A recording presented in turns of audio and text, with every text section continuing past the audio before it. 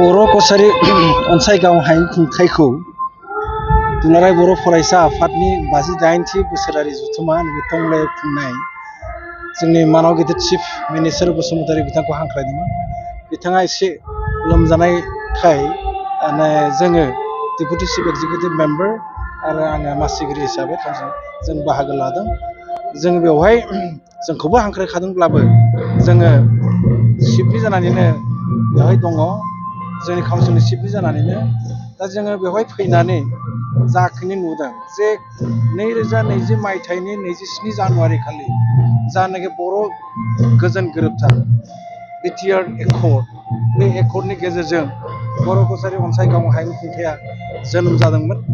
आरो बे जोनोम जानाय हिसाबै बै समनिफ्रायनो बिनि आगोलनिफ्रायबो जोंनि खौसेथि बर' सुबुं आफाद, दुलाराय बर' फरायसा आफाद आरो मोनब्रै फेक्सन एनडिएफबिनि जों ज'यै खामानि मावबोदों। दा बे हिसाबै जोंनि काउन्सिलखौ थाबैनो दाखालै 31 आरो 1 फेब्रुवारि खालि सानथामनि हाबाफारि लानानै सानजारि नोगोराव खुंनाय खौसेथि बर' सुबुं आफादनि जानाय 12थि बोसोरसालिया जथुम्मा, बे जथुम्मायाव माखासे गोबां नांथारगौ माखासे थांखि लादों। बे थांखियाव जोंनि खुंथाया काउन्सिला जोङो जेब्लायबो मदद दङ। बिसेसकै जोंनि काउन्सिलखौ थाबैनो बोरैहाय बिसायख'थि लांनो हायो, मोनसे इलेक्टेड काउन्सिल मोनोबा जोङो गोख्रों जागोन।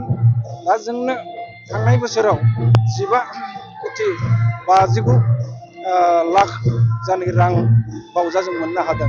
मैया दाखालि मोनसे स्पेसियेल साप्लिमेन्टारि जानाय डिमान्डनि गेजेरजों जोङो 5 crore जोङो रां मोननो हादों। दा जोङो 20 crore मोननो हादोंब्लाबो बियो दा जोंनियाव हाबजोबाखै। 15 crore निसो हाबगोन, नैबे 5 crore हाबगोन जोंहा फोथायनाय दङ। जोङो गिबि मन्थ्रिखौ साबायखर होगोन, डक्टर हिमन्त बिश्व शर्मा सारखौ, डक्टर अनुज पेगु बिथांमोनखौ जोंनो जे खम समनि गेजेराव आरोबाव मोनसे 5 crore रां होदों। दा नोंथांमोननि गेजेरजों आं मोनसे खोथाखौ बुंनो लुगैयो। मैया दाखालि खौसेथि बर' सुबुं आफादनि बोसोरारि जथुम्मानि जायनाखि गेवलां मेलाव माखासे जोंनि बिटिसिनि गाहाय मावफुं सोद्रोमा हाग्रामा महिलारि बिथाङा जा खोथाफोरखौ बुंदों खोब जोङो मोजां मोनदों। बेजों लोगोसे जोंनि जायनाखि चिफ मिनिस्टारनि रिप्रेजेन्टेटिभ जयन्त मल्ल बरुवा बिथाङा जाखिनि खोथा बेहाय बुंबोदों, बेजों लोगोसे जोंनि जानाय ट्राइबेल एफेयार्सनि आरो सोलोंथाइ बिफाननि मन्थ्रि डक्टर अनुज पेगु बिथाङा जाखिनि खोथा होदों, खोथाया जाहैबाय मा, जों थाबैनो जोंनि बर' कछारी गाव हायुं खुंथायाव गामि एसे हाबबावनांगौ दङ। 161 बेखौ हाबनायनि गेजेरजों समस्ति बियाब थाबै दानांगौ आरो बिसायख'थिखौ थाबै खुंनांगौ।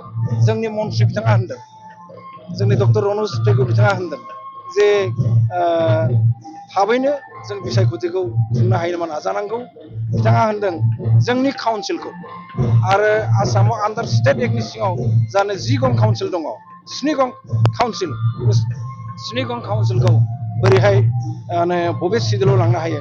बिथाङा जोंनो राजुवा होबाय, जेब्लानाखि 25,000सो रायजोआ बेहाय जमा जाना दंमोन। बेनि सिङाव बिथाङा खुला स्पष्ट भाबै होनदों जिखुनु सिडिउलाव बेखौ लांनो नाजागोन आरो आंनि दिनाव जागोन होनना बुंना लादों बियो। ओंखायनो बेफोरबायदि खोथाखौ जोङो नैबे बर' माहारिनि आफादफोरनि गेजेराव, बिसेसकै नैबे जाय बिथांमोना सिगनेटरि स्टेक हल्डार अर्गेनाइजेसन दुलाराय बर' फरायसा आफादनि बे बोसोरसालिया जथुम्माफोरावबो बेफोरबायदि खोथाया जाहाथे जागा मोनो। आरो जोङो दा इन्टारिम एक्जिकिउटिभ काउन्सिल खम समनि गेजेराव जुदि जोङो इलेक्टेड काउन्सिल लाबोनो हायोबा बिसोर बेफोर खोथाखौबो बागै जोङो गोथौयै सावरायनो खाबु मोनगोन, सरकारजों सावरायनो खाबु मोनगोन। दुलाराय बर' फरायसा आफादनि 58थि बोसोरसालिया जथुम्मानि टंलायाव खुंनाय सोलोंथाइ जानाय फोथाराव बेवहाय खुंनाय जानाखि हाबाफारि, बे हाबाफारियावबो जोङो बाहागो लादों।